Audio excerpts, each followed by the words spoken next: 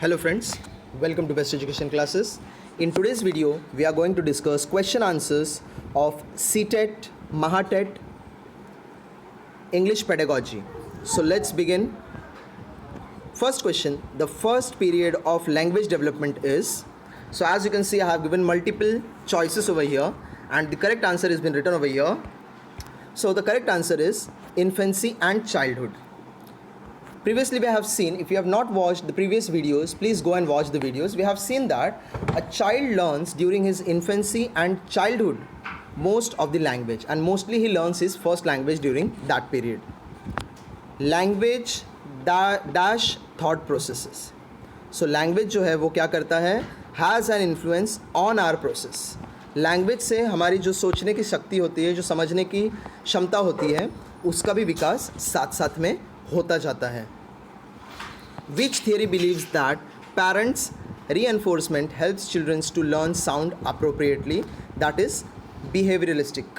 Because parents का जो behavior होता है उसको ही सुन करके बच्चा मोस्ट ऑफ जो साउंड होता है, उसकी जो प्रोनाउंसिएशन होती है, इंटोनेशन होता है, वो सारा कुछ सीखता है. According to Noam Chomsky, the brain contains a neural system designed for understanding and learning language called that is language acquisition device. Yes, हमारे ब्रेन का एक सेपरेट सेक्शन होता है जो हमें लैंग्वेज समझने में और सीखने में हेल्प करता है, उसे हम कहते हैं acquisition device. Which theorist believed that thought comes before language? That is option number A, Piaget. उन्होंने माना था कि जो लैंग्वेज होता है, जो थॉट होता है वो पहले आता है, बाद में लैंग्वेज आता है. एंड अगर हम प्रैक्टिकली बात करें तो that is very much true.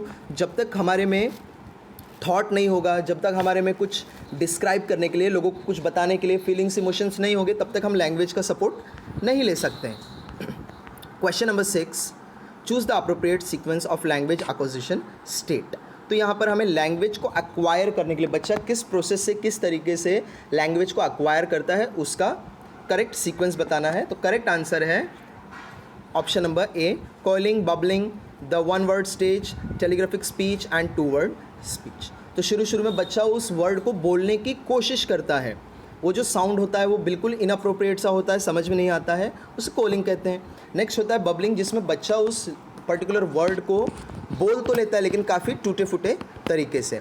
Initially वो डेवलप करके आता है वन वर्ड स्टेज पे, जहाँ पर वो एक वर्ड को क्लियरली बोल पाता है. फिर आता है टेलीग्राफिक स्पीच, जहाँ पर वो चीज़ों को तोड़ मड़ोड़ के अपने इमोशंस को बताने की कोशिश करता है. और फिर आता है फाइनली टू वर्ड स्टेज, जहाँ पे बच्चा दो वर्ड्स को एक साथ में जोड़ करके बोल पाता है. Let's move towards question number 7. Which of the following statement is are not correct? So option यहाँ पर है, इसका करेक्ट आंसर है option number D, none of the about.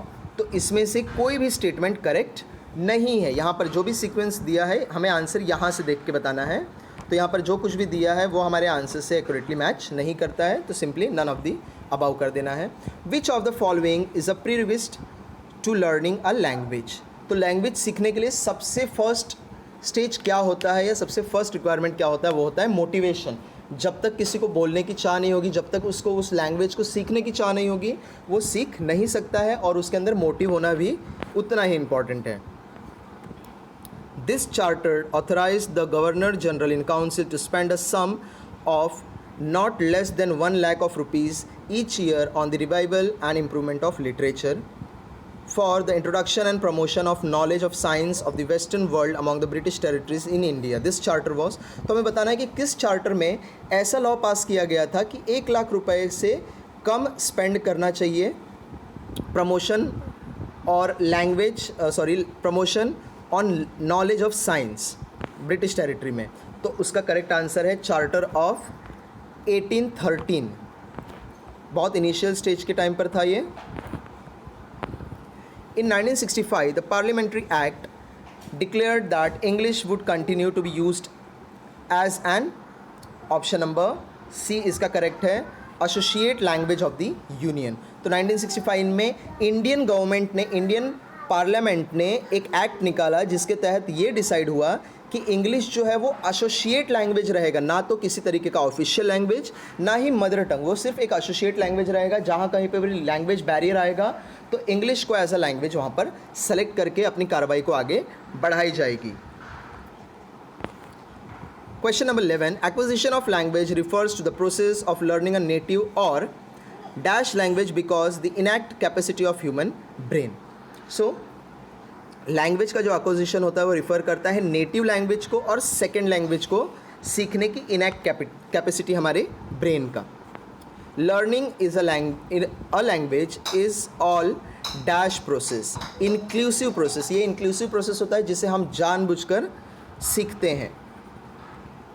Which of the following statement is incorrect. So यहाँ पर आप statement एक बार देख लीजिए, मैं डायरेक्टली आपको आंसर बता रहा हूँ, मुझे वीडियो बहुत ही लॉन्ग नहीं करना है। ऑप्शन नंबर सी इसका करेक्ट है। Regional speech habits do not influence pronunciation of English words. Is that is true. अगर हम कोई भी लैंग्वेज को सीख रहे हैं, चाहे वो इंग्लिश हो या कोई भी हमारा लैंग्वेज हो, हमारी जो नेटिव लैंग्वेज या फिर हमारा जो रीजनल स्पीच होता है उससे प्रोनाउंसिएशन में कोई भी इन्फ्लुएंस नहीं आता है, जबकि हम जो प्रैक्टिस करते हैं, जिस तरीके से बोलते हैं, उसका इन्फ्लुएंस ज़्यादा होता है इंग्लिश पर। The chief aim of Kothari commission was to promote multilingualism and national harmony. Kothari commission ने यही फोकस किया कि ओवरऑल इंडिया में मल्टीलिंग्वल या मल्टी लैंग्वेज को ज़्यादा इंपॉर्टेंस मिले और नेशनल हारमनी हो, किसी लैंग्वेज को बहुत ही ज़्यादा इंपॉर्टेंट ना दें ताकि किसी पर्टिकुलर रीजन को ठेस पहुँचे। Which of the following is not a characteristic of curriculum. So option number A correct है। Content, teaching, strategies and learning experience which will be necessary to achieve the educational planning. Next question number 16. To make the learners imaginative and creative, ask them to change the end of the story. So English language में जब हम passages या writing skill में लिखते हैं तो कई बार ऐसा क्वेश्चंस आता है जहाँ पर किसी एक पर्टिकुलर स्टोरी का लास्ट पैराग्राफ या उसके एंडिंग को चेंज करनी होती है। तो इससे क्या होता है, जो लर्नर होते हैं उनके अंदर की इमेजिनेशन और क्रिएटिविटी अच्छे से डेवलप हो सकती है। According to language acquisition theory, when there is a lack of sufficient information in the language input, there is universal grammar that applies to all human languages. So सारे human languages को एक universal grammar होता है जो apply हो जाता है। Naturally जब हम किसी लैंग्वेज को सीख रहे होते हैं तो उसको अदर जो हमारी नॉन लैंग्वेज होती है, हम कहीं ना कहीं उसको कंपेयर करके ही सीखते हैं। For English as a second language, acquisition poor environment is one where access to English learning material is unavailable to students. So second language English को जब भी बच्चा सीखता है तो एक्विजिशन पुअर एनवायरनमेंट कब होता है, जब इंग्लिश सीखने के लिए उसके पास पर्याप्त लर्निंग मटेरियल अवेलेबल नहीं होता है, यानी कि text books, reference book, dictionaries, इस सब तरीके के books.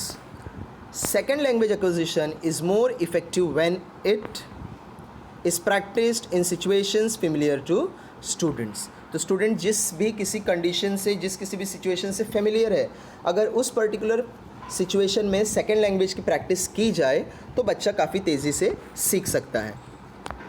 An activity that requires a class to design and present a PowerPoint on the importance of water conservation in a target language is a dash activity. तो ये है multidisciplinary activity जहाँ पर बच्चा PowerPoint presentation डिज़ाइन करके और उसके through पढ़ता है, जिससे वो मल्टीपल चीज़ों को एक साथ समझ पाता है। Question 21. Selection of language items when determining the second language syllabus should take into account the frequency and the range use of the items. Question number 22.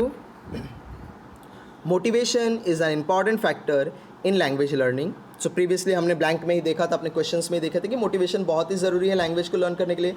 For example, in class 6th dash में भी done। तो class 6th में हम क्या कर सकते हैं इनमें से? So option C is correct, use of visual devices and game like exercises.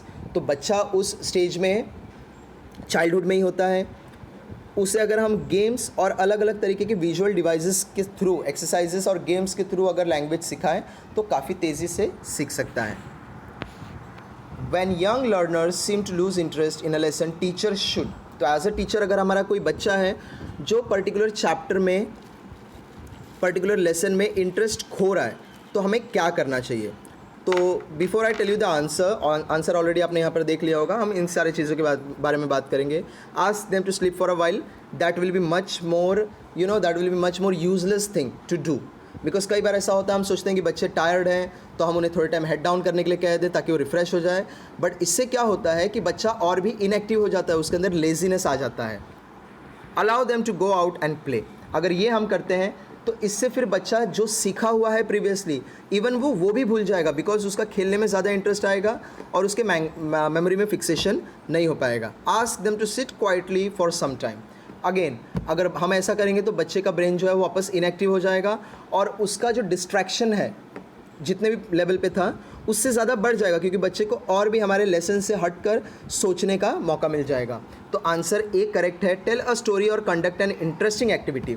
तो इससे क्या होगा बेसिकली कि बच्चे का इंटरेस्ट जो है, बच्चे का अटेंशन जो है वो हम अपने तरफ ड्रॉ कर पाएंगे, और एक बार बच्चा हमारी तरफ अटेंटिव हो गया तो उसके बाद से हम अपने लेसन को आगे कंटिन्यू कर सकते हैं। Which of the following is an instance of non formal learning. तो प्रीवियसली हमने देखा होगा कि लर्निंग जो होता है वो फॉर्मल और इनफॉर्मल यानी कि नॉन फॉर्मल दोनों तरीके से होता है। तो इनमें से कौन सा तरीका जो है वो नॉन फॉर्मल लर्निंग है? सो ऑप्शन सी करेक्ट है। Childrens learn through correspondence lesson, यानी कि ऐसे लेसन जो हमारे सिलेबस से डायरेक्टली कनेक्टेड नहीं है, कुछ इस तरीके के चीज़ों से बच्चा सीखता है। What thought is not what is learn because. So answer D is correct. Student possesses different abilities, personalities and come from a variety of background. So बच्चे को जो हम सिखा रहे हैं, बच्चा वो नहीं सीखता है, बच्चा कुछ और सीखता है। तो इसका मेन रीज़न क्या है? क्योंकि बच्चे का जो एबिलिटी है, हर इंडिविजुअल के अंदर अलग अलग तरीके की एबिलिटीज़ होती हैं, उनका जो डेवलपमेंट होता है अलग तरीके से होता है, उसकी पर्सनालिटी अलग है। और इतना ही नहीं, बच्चे का जो बैकग्राउंड होता है वो बहुत ही ज़्यादा इंपॉर्टेंट रोल प्ले करता है। तो हर बच्चा अलग अलग तरीके के बैकग्राउंड से भी आता है। सो फ्रेंड्स, इस वीडियो में हम यहीं पर रुकेंगे। आगे और भी क्वेश्चन आंसर्स हैं, पार्ट 2 भी जल्दी अपलोड हो जाएगा, तो आप लोग एक बार वो भी देख लीजिए। चैनल पे ऑलरेडी सीटेट के रिलेटेड बहुत सारे वीडियोस अपलोडेड हैं, तो आप प्लेलिस्ट में जा करके ज़रूर प्लेलिस्ट को चेक करें। एंड आपको सीटेट के प्रिपरेशन के लिए और भी किस तरीके का या कौन से कंसेप्ट का एक्सप्लेनेशन चाहिए, क्वेश्चन आंसर्स चाहिए, हमें कमेंट सेक्शन में आप ज़रूर बताइए, हम आपको जल्दी से जल्दी प्रोवाइड करेंगे। Thanks for watching and stay tuned with the channel for more such videos.